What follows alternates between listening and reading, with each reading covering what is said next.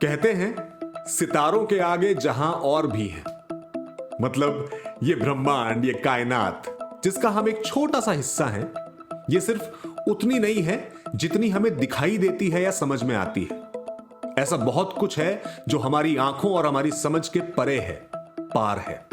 कभी कभी हमारे जीवन में कोई ऐसी घटना घटती है जो हमें सोचने पर मजबूर कर देती है कि वाकई में हम इस पूरे सिस्टम के एक बहुत छोटे से हिस्से हैं। और शायद ऐसा बहुत कुछ है जो हमें कभी ऐसे ही समझ में नहीं आ सकता। हमारी आज की कहानी एक ऐसे ही गांव की कहानी है जहां एक ऐसी घटना घट जाती है जो सबको सोचने पर मजबूर कर देती है कि हम यहां इस अस्तित्व में अकेले नहीं हैं। ऐसा बहुत कुछ है जो हमारे पार है, हमारी समझ के परे है, और शायद कोई है जो हमें उसी तरह से ढूंढ रहा है जिस तरह से हम उसे ढूंढ रहे हैं। तो चलिए शुरू करते हैं।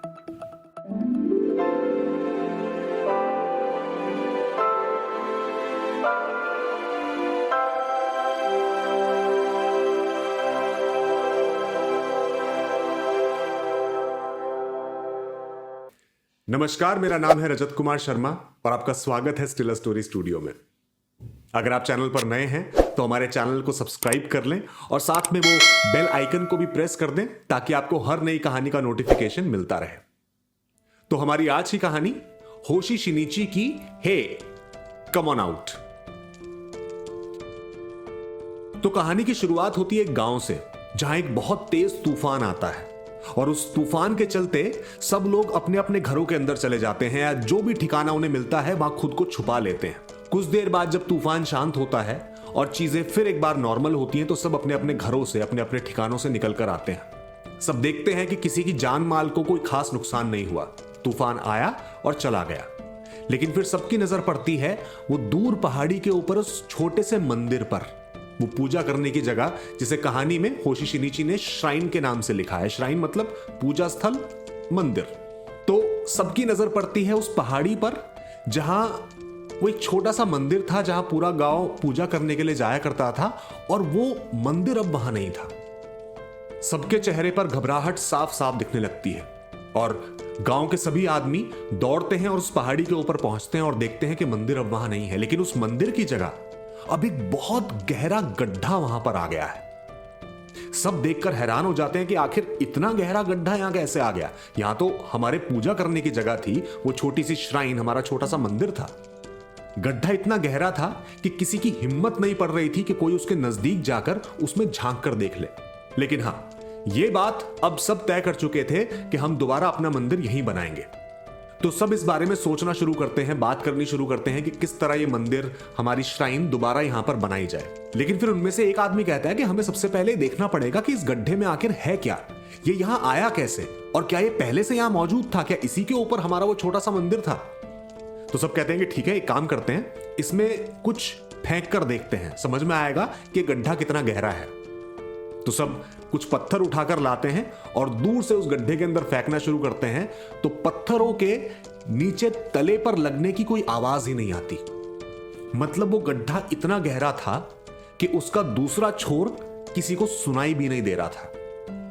इतने में ही उनमें से एक आदमी हिम्मत करके उस गड्ढे के पास जाता है और उसमें देखता हुआ आवाज लगाता है, हे कम ऑन आउट। मतलब जो भी अंदर है वो बाहर निकल कर आए। लेकिन किसी के बाहर निकलने का कोई मतलब ही नहीं था। जिस गड्ढे में पत्थर फेंकने पर उसके दूसरे छोर पर लगने की आवाज तक ना आ रही हो, वहां से कोई क्या बाहर आता।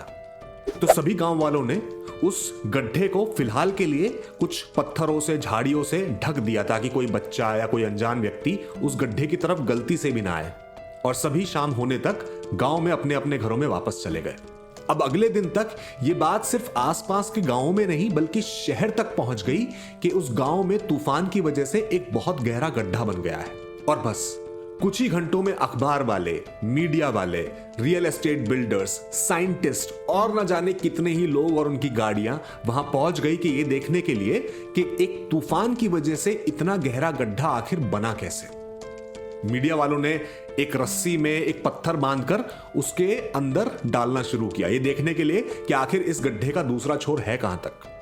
तो उनकी कई 100 मीटर लंबी रस्सी कम पड़ गई, लेकिन उस गड्ढे का दूसरा छोर वो छू नहीं पाए। और फिर वापस उस रस्सी में बंधे पत्थर को निकालते निकालते उनकी रस्सी टूट भी गई और पत्थर वापस उसी गड्ढे में चला गया। जो साइंटिस्ट की टीम वहां पहुंची थी, उन्होंने अपने लाउड स्पीकर से उस गड्ढे के अंदर कई बार आवाज लगाई, लेकिन किसी भी तरह की कोई भी इको वापस उन तक नहीं आई। तो साइंटिस्ट ने डिक्लेयर कर दिया कि इस गड्ढे का कोई दूसरा छोर कम से कम 5000 मीटर मतलब 5 किलोमीटर तक तो है नहीं। तो ये बहुत ही गहरा गड्ढा है और अब इसका एक ही इलाज है कि इसे भर दिया जाए। अब ये बात सुनते ही गांव वाले और वहां का मेयर वो परेशान हो जाते हैं कि इतने गहरे गड्ढे को भरने के लिए मिट्टी, बजरी, पत्थर आएंगे कहां से। और इतने में ही वो रियल एस्टेट के कुछ बिल्डर्स जो वहां पहुंचे थे, उनमें से एक बिल्डर कहता है कि मैं इस गड्ढे को भरूंगा, आप इस गड्ढे को भरने की जिम्मेदारी मुझे दें। तो मेयर और गांव वाले बहुत खुश होते हैं, लेकिन वो कहते हैं कि देखिए यहां हमारा एक छोटा सा मंदिर था, हमारे पूजा करने की जगह थी, तो हमें वो बनानी है। तो वो रियल एस्टेट बिल्डर उनसे कहता है कि आप बिल्कुल भी फिक्र ना करें, आपका वो मंदिर मैं यहां से थोड़ा सा आगे बल्कि गांव के और पास आपके लिए बना दूंगा और उसके साथ में एक बहुत बड़ा सा कम्युनिटी हॉल भी खड़ा कर दूंगा। अब कम्युनिटी हॉल की बात सुनते ही सभी गांव वाले खुश हो गए। उन्होंने कहा बिल्कुल हमें मंजूर है। और बस मेयर ने पेपर्स पर साइन किए और उस गड्ढे की जिम्मेदारी उस रियल एस्टेट बिल्डर को दे दी गई। अब अगले ही दिन से उस रियल एस्टेट बिल्डर ने गांव के नजदीक वो मंदिर और साथ में कम्युनिटी हॉल बनाना शुरू किया और दूसरी तरफ उस गड्ढे की मार्केटिंग शुरू की पूरे शहर भर में कि उसके पास इतना गहरा गड्ढा है कि उसमें किसी भी तरह का वेस्ट, यहां तक कि न्यूक्लियर वेस्ट भी डिस्पोज किया जा सकता है। जब गांव वालों को ये बात पता चली कि वो रियल एस्टेट बिल्डर अब उस गड्ढे को न्यूक्लियर वेस्ट डिस्पोज करने के लिए यूज करने वाला है, तो सबको थोड़ा डर लगा कि न्यूक्लियर वेस्ट यहां डिस्पोज होने से कहीं हमें और हमारे बच्चों की जान को कोई खतरा तो नहीं होगा। तो उसने सबको समझाया कि देखिए कम से कम 5 किलोमीटर गहरा गड्ढा पूरी तरह से भरने में कई 100 साल लग जाएंगे। आप अपने बारे में छोड़िए, अपनी आगे की कई पीढ़ियों के बारे में भी फिक्र ना कीजिए, यहां किसी को कुछ नहीं होगा। और न्यूक्लियर वेस्ट डिस्पोज होने से जो भी मुझे प्रॉफिट होगा उसका एक हिस्सा मैं आप लोगों को भी दूंगा। तो बस प्रॉफिट की बात सुनते ही गांव वाले और खुश हो गए और उस रियल एस्टेट बिल्डर ने, ताकि किसी भी तरह का वेस्ट आसानी से शहर से इस गांव में आ सके, गांव से शहर तक की एक पक्की सड़क भी बनवा दी। और फिर क्या था, डिफेंस मिनिस्ट्री ने इस बात को तुरंत अप्रूवल दिया कि देश का सारा न्यूक्लियर वेस्ट उसी गड्ढे में डिस्पोज किया जाए। तो धीरे धीरे न्यूक्लियर वेस्ट अब वहां डिस्पोज होने लगा। बाकी सब मिनिस्ट्रीज के डॉक्यूमेंट्स, कई सारे क्लासिफाइड डॉक्यूमेंट्स, टॉप सीक्रेट्स जिन्हें सरकार डिस्पोज करना चाहती थी, अब उस गड्ढे में आकर डिस्पोज होने लगे। गड्ढा इतना गहरा था कि उसका दूसरा छोर किसी को मिल ही नहीं रहा था। कितना भी कुछ उसमें डाल लीजिए, वो भरने का नाम ले ही नहीं रहा था। तो बस इसके साथ साथ कई और डिपार्टमेंट्स, कई और महकमे और मिनिस्ट्रीज लाकर अपने अपने डॉक्यूमेंट्स, जो कुछ भी डिस्पोज करना था, जो कुछ भी लोगों से छुपाना था, सब आकर उसमें डिस्पोज करने लगे। वो गड्ढा मानो पूरी गवर्नमेंट के लिए, सारी मिनिस्ट्रीज के लिए एक ब्लेसिंग बन गया। बड़ी बड़ी कंपनीज अपनी मशीन्स, अपने सिस्टम्स जो पहले जंक डीलर्स को दिया करते थे, जो कि उनसे वो वेस्ट लेने के पैसे लिया करते थे, अब सीधा लाकर अपना वेस्ट मटेरियल या कोई भी जंक मटेरियल इस गड्ढे में आकर डिस्पोज करने लगे। जंक डीलर्स जो कि पुरानी चीजों में डील करते हैं, अब उनका धंधा पूरी तरह से चौपट होने लगा, क्योंकि पूरा शहर, आसपास के सभी गांव सब आकर अपना वेस्ट मटेरियल बिना सोचे समझे, बिना किसी परमिशन के उस गड्ढे में डिस्पोज कर रहे थे और गड्ढा भरने का नाम ही नहीं ले रहा था। नौबत यहां तक आ गई कि कोई भी रिलेशनशिप टूटने के बाद, ब्रेकअप के बाद, डिवोर्स के बाद, लोग ला लाकर अपनी पुरानी फोटोज, पुराने गिफ्ट्स, पुरानी यादें सब आकर उस गड्ढे में डिस्पोज करने लगे। वो गड्ढा अब अपने आप में एक टूरिस्ट स्पॉट बन गया था, जिसमें आसपास के गांव के लोग, शहर के लोग सब आकर अपनी अपनी वेस्ट चीजें, बेकार चीजें डिस्पोज करने लगे थे। जहां एक तरफ पुलिस वाले अपने फर्जी बिल्स, फर्जी डॉक्यूमेंट्स उस गड्ढे में आकर डिस्पोज करते थे, तो वहीं दूसरी तरफ क्रिमिनल्स, अपराधी भी अपने एविडेंसेस, सबूत, अपने हथियार बेफिक्री से उस गड्ढे के अंदर आकर डाल देते थे, क्योंकि सबको मालूम था जो चीज भी इस गड्ढे में गई अब कभी वापस नहीं मिलेगी, कभी वापस नहीं आएगी। धीरे धीरे करके शहर भर का, आसपास के गांवों का सब कचरा, कूड़ा, waste material, evidences, documents, nuclear waste सब उस गड्ढे में जमा होने लगा। पूरा शहर, आसपास के सभी गांव सब साफ होने लगे। हर जगह अब सिर्फ सफाई सफाई दिखती थी, क्योंकि किसी भी तरह का कचरा, कूड़ा, गंदगी, कोई भी वेस्ट सीधा उस गड्ढे के अंदर जाकर डिस्पोज हो रहा था। शहर पहले से भी कहीं ज्यादा खूबसूरत हो गया। जगह जगह नई नई कंस्ट्रक्शंस होने लगी, बिल्डिंग्स बनने लगी। जिन जगहों पर पहले कूड़ा जमा किया जाता था, जो लैंडफिल्स थे, सब में जगह खाली हो गई और अब नई नई बिल्डिंग्स, नए नए कंस्ट्रक्शन सबको दिखने लगे।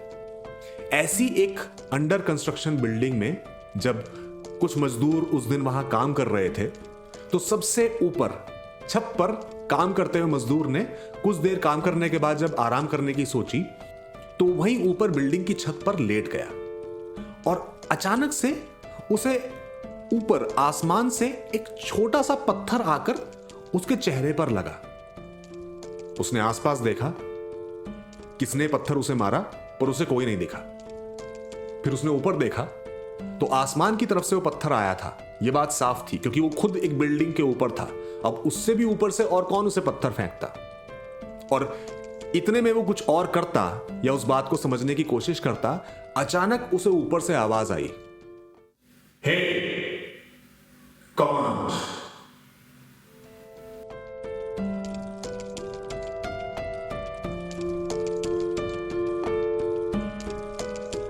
तो जो बात हमने कहानी की शुरुआत में की थी, सितारों के आगे जहां और भी है।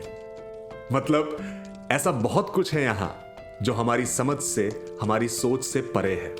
कभी कभी हमारे साथ कोई ऐसी घटना होती है जो हमें इस बात का एहसास दिलाती है कि हम यहां अकेले नहीं हैं। और उस गांव के साथ यही एक घटना होशी शिनीची ने अपनी इस कहानी में बड़ी खूबसूरती से लिखी है।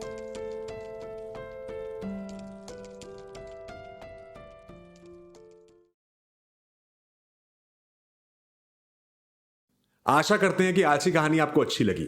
अगर हां, तो इस वीडियो को लाइक कीजिए, शेयर कीजिए। अपना फीडबैक, अपने विचार कमेंट सेक्शन में लिखकर हमें जरूर बताइए। और हमारे चैनल को सब्सक्राइब करना ना भूलें। और अगर चाहें तो हमें नीचे दिए गए नंबर पर सपोर्ट कीजिए। आपका थोड़ा सा कंट्रीब्यूशन भी हमारे लिए बहुत बड़ा सपोर्ट है। जल्द मिलेंगे एक नई कहानी के साथ। तब तक के लिए नमस्कार।